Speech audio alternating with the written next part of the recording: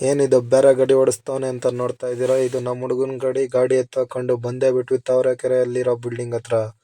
ಇದೇ ಬಿಲ್ಡಿಂಗ್ ಅಲ್ಲಿ ಆಲ್ರೆಡಿ ನೋಡಿರ್ತೀರ ಅನ್ಕೊಂಡಿದೀನಿ, ತೋರಿಸಿದೀನಿ. ಫಸ್ಟ್ ಫ್ಲೋರ್ ಮಾಡ್ಬೇಕಾದ್ರೆ ಸೆಕೆಂಡ್ ಫ್ಲೋರ್ ಅಲ್ಲಿ ಒಂಚೂರು ಕಟಿಂಗು ಚಿಪ್ಪಿಂಗು ಬಾಕಿ ಇತ್ತು, ಅದರಿಂದ ಬಂದಿದ್ವಿ.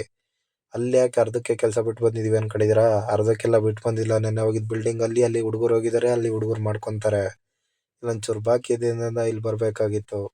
ಹೋದ್ಸತಿ ಫಸ್ಟ್ ಫ್ಲೋರಲ್ಲಿ ಮಾಡಿದ್ದನ್ನೆಲ್ಲ ಆಲ್ರೆಡಿ ಪ್ಲಾಸ್ಟಿಂಗ್ ಮಾಡ್ಕೊಂಡಿದ್ದಾರೆ. ಇನ್ನು ನೆಕ್ಸ್ಟ್ ಮಿಕ್ಕಿರೋದು ಮಾತ್ರ ಮಾಡಬೇಕು.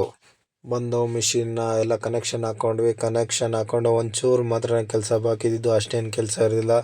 ಒಂದು ಆಲ್ರೆಡಿ ಕಟಿಂಗ್ ಆಗಿದ್ದರಿಂದ ಬರೀ ಪೈಪ್ ಸೆಟ್ಟಿಂಗು ಮತ್ತು ಚಿಪ್ಪಿಂಗ್ ಮಾತ್ರ ಬಾಕಿ ಇತ್ತು. ನಮಗೇನು ಕೆಲಸ ಎಲ್ಲ ಒಂದೇ ದಿವಸಕ್ಕೆ ಆಗಬೇಕು ಅಂತ ಅರ್ಜೆಂಟ್ ಏನಿಲ್ಲ.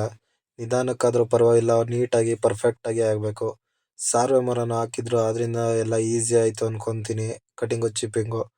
ಹಂಗೆ ಮಧ್ಯಾಹ್ನ ಆಗೋಷ್ಟರಲ್ಲಿ ಹೊಟ್ಟೆ ಹಸಿತಲ್ಲ ಗುರು, ಇನ್ನೇನು ಮಾಡಬೇಕು? ಊಟ ಮಾಡಬೇಕಲ್ವಾ?